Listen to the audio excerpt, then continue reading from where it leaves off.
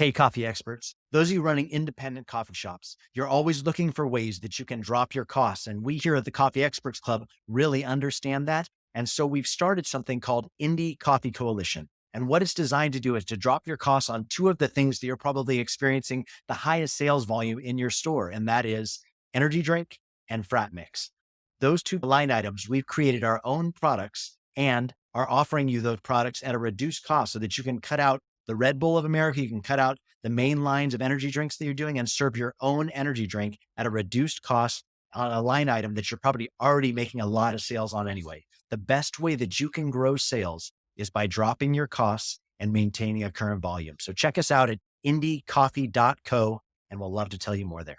Welcome to the Coffee Experts Club, where we discuss all of the insights, expertise, and drama that goes into making your passion your profession. Our hosts, Aaron, Ben, and Drew, are three coffee experts who have taken their coffee experience and turned it into true expertise. They have consulted with major coffee brands throughout the United States and beyond, providing operations expertise and growth strategy for drive-through openings, multiple locations, and everything in between. So brew yourself a cup and hang out a bit with the Coffee Experts Club. Gentlemen, good to see you. And you as well, sir. Yes. Drew, how's the beautiful Belize? What's the weather like? It's like 80 degrees and sunny every day, all the time. Dude, what a dick. Oh man, it's been cold. It's been like cold, like it's schizophrenic spring, I think, Pacific Northwest, right? Some days it's like, it's beautiful today.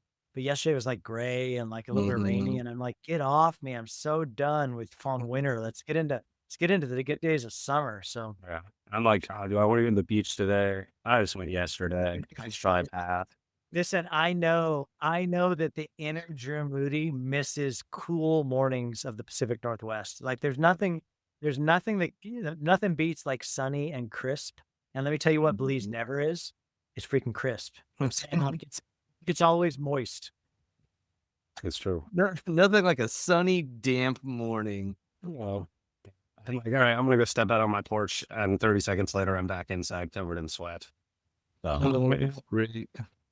Awesome. Well, guys, I thought we could talk about today key vendors, critical vendors, and when and how you need to replace them, right? Because I think that from any life cycle of any business, right, you're going to form fast relationship with a key vendor. Maybe it was a good friend. Maybe it was somebody that really helped you out in a pinch. Maybe it was somebody that like was there at your origin, was there at the beginning. But at some point, you're probably going to need to consider, do I need to scale out of this vendor? They're either not able to keep up, like with volume, or maybe their production quality has dropped. You know what I mean? Or it's like they're just not what they used to be. Or maybe there's some like strain in the relationship. Maybe they've sold, you know what I mean? So the relationship factor isn't there anymore. And you have to start really asking yourself, is this still the best fit for my business? I think that we really need to be intentional though, when it comes to when we're swapping out those vendors, how we're swapping out those vendors, and what we need to consider when we're doing it. Because I think you can throw massive chaos into the business by making a knee-jerk reaction where it's like, hey, we're going to cut them, and not realize, no, if you cut them, everything stops. So like, where are we going to go from here? And have you asked yourself, wherever we go from here, like Ben, I know you and I have had the conversation a lot of times about, yeah, but at least this is the evil we know, right? Like the danger of changing something that you haven't done yet is you don't know the evil of it yet, right? Like, yeah, these are the pain in the asses of this particular thing that we're in the middle of. But the minute you swap and you're like, yeah, but it could be so much better, but you also don't know the evils you're going to be up against with that new vendor either, where maybe there's some things you've taken for granted that previous vendor has done better. And I think some of that's just trial and error. So anyway, I thought we could round up on this topic of how, when, and what are the things you should be thinking about. I mean, the win is, for me, the crucial win is your costs above all else. Like if your costs are going through the roof and you can get a lower cost, that's your win right there. Like that should be first and foremost. And honestly, for me, like that should be something that doesn't sneak up on you like a year or two later. Like that should be something that you're looking at every 6 months. What are you charging me? What are your competitors charging me? Are you being competitive with your other competitors? Because if not, then it's time to make a swap. And I think there's some of that cost that you could probably eat and swallow and say, hey, you know what? I like you said, this is the evil I know. They provide maybe a little bit extra of a service. I'm willing to eat a little bit more cost as compared to like who they're competitive with. But when that cost really starts eating to your cogs, then it's time to pull the trigger. And hopefully you've been planning on the how up to that point. So you're not like, oh shoot, they're charging me $5 a gallon. The competitor's at $2 a gallon. I guess I got to change tomorrow. Like this is something that should have been planned way in advance. Something that I think that not all of us do really well. I think we want to say that we do. And I think that maybe we tell other people that we do, but I'm not really sure that we do. And that is like spot checking price increases. Like, have they been creeping up on your pricing and you haven't realized it? And so that's why you're saying, Ben, like every 6 months or so, like maybe pull up an invoice from like 6 months ago and hold it up against this invoice. Like we were talking in one of our WhatsApp threads, even today, where somebody on our team had pointed out, hey, these people keep adding some extra stuff to orders that we're not ordering. And, I've noticed it the last couple of times and it's like sneaky little bastards falling secret stuff in there and they're charging us extra for, but we're ordering such large volumes and it's similar products, or it's like maybe just onesie twosie more more than what we ordered. So we don't really think about it, but that's only benefiting them. That's not benefiting us, right? Because it's locking up our cash capital in more cogs than we want to. So anyway, Drew, you can jump in. Well, I think one thing to consider too in cost is how the operations are flowing, because dealing with vendors is, what level of professionalism are they going to bring to the table? I mean, I remember working with several vendors, roasters for several different types of needs, and we'd get different levels of professionalism. And on one end, we'd be paying a premium price for this vendor, but they would come in, they would do, X, Y, Z. They'd do it every single time. They'd be consistent. They'd do it well. And then we would pay, we'd save some money on this other vendor, and they would sometimes come in and do what they needed to do. Sometimes they would hold the bars. Sometimes they would communicate well, but we were paying less, but then we had to consider on what all the work downstream is being caused by this person who is slapping, or not organized well enough. And can we communicate that to this vendor? Are they willing to work with us and listen? Are they willing to take the critiques from the customers? It doesn't feel good to get critiques from your customers, but sometimes that's the best place. You're going to hear how to improve. So, I mean, we've been working with tons of vendors down here in Belize and for various needs and with various levels of professionalism. And so first we've experienced the amount of work needed on our end to manage a vendor who is poorly moving their internal system versus really professional vendors that brings to the table, a quality, and we're willing to pay for that. I mean, one simple example of that was, we had dairy vendors who would rotate our milk, and we had another dairy vendor that would not rotate our milk. That's And right. it's something that we never thought to ask until all of a sudden you're throwing out crates of milk. And you're like, why the hell is all of our milk going bad? We're like, oh yeah, the other guys used to rotate it for us. Our baristas don't even know how to do that. They don't even know what that concept means. And so you've got 5, 6 locations, or no barista knows how to rotate milk. No barista knows that they need to rotate milk. And all of a sudden, like you were saying, Aaron, we haven't planned for that stoppage. And we were just throwing away milk. Because we were like, what? Now we've got to create the operating procedures for these baristas and training them. Okay, check the milk, pull from the front or the back first. How are we rotating? Are we rotating back forward or front back, left right or right left? And all of a sudden, this huge headache. We were like, oh, we didn't even think to ask, do you rotate the milk, or do we need to rotate the milk? That's so good though. And so I think probably so let's say point number one, if you're thinking about changing out a vendor, number one is, have you tried to coach up your vendor? Right? Because I think that a lot of us just wait until we're just like pissed, right? And then that's what brings us to a place where we're just like, dude, F those guys. They've been screwing us for a year. You know what I'm saying? Then it's like, well, wait a minute. Like, what are the pain points we're experiencing? And have we at least given them an opportunity to make it right? And if we have, like, it's for a lot of these vendors, like we're a big deal. Like even just like 3 coffee shops in, like Drew and I are down in Belize, we're a big purchaser. You know what I mean? When we come to a small to medium-sized business, like we're purchasing a lot of milk. We're purchasing a lot of, pastries. Like we're purchasing a lot of things where if we were to walk away, that's going to leave a big hole in the side of the ship for this vendor. You know what I mean? So can I come to him and say, hey, I just want to be really transparent with you. I don't like how this has felt. Like we had a problem with the milk vendor, like just this last week that I had to, roll over to the manager that I like him. I consider him a personal friend. And I had to roll up on him and say, hey, we're getting ready to open location number 3, which means you can double the volume you're sending to the island just for us. And this doesn't feel good when this kind of stuff happens. I'd really like to see you guys make this better. So when we have an experience like this, when my manager calls your manager, I need your manager to say, yeah, we can handle it like X. You know what I mean? And sometimes the vendor may be stiff, like and Drew, you remember down in Reno, like we had this problem with Human Being Reno where the pastries vendor was not willing to do it the way we wanted them to do it. And so we're like, hey, listen, we're giving you the option to keep us. That's 5 locations, right? We're giving you the option to keep us as 5 locations deep, but we need you to wrap the sandwiches this certain way because we don't want to do the wrapping. Like it's not what we want to do. We want it to come from you like this. One vendor was like, we will not do this. The other vendor was like, we would love to do that for you. And guess what? We went back to the original and said, hey, if you'll do this for us, we would love to stay with you. If you don't, we're moving away.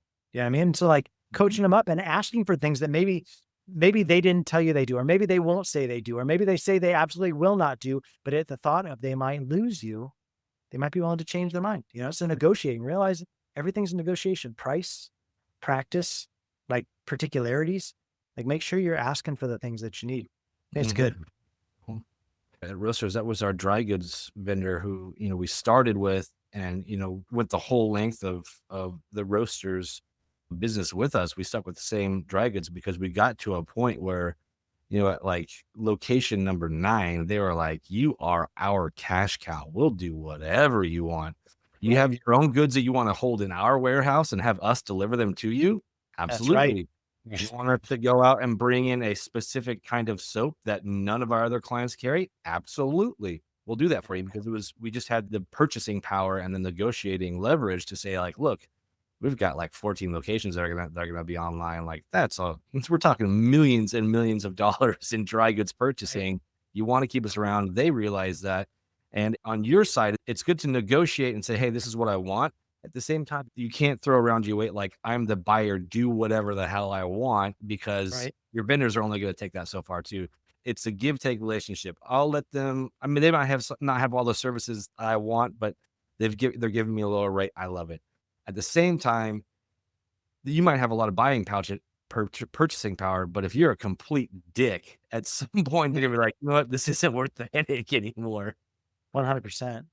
I thought Wes did a really good job, or it might have been you, Ben. I don't want to give Wes too much of the credit that to recognize it was Bag in a Box. It was our energy drinks, right? Mm-hmm. And we were ordering a full truckload of these things at a time, 22 pallets of Bag in a Box, right? For our soda guns to be able to serve our own energy drink, right? So it was like, we have this big warehouse full of like goods. We could either go rent our own warehouse or we could go to Dick.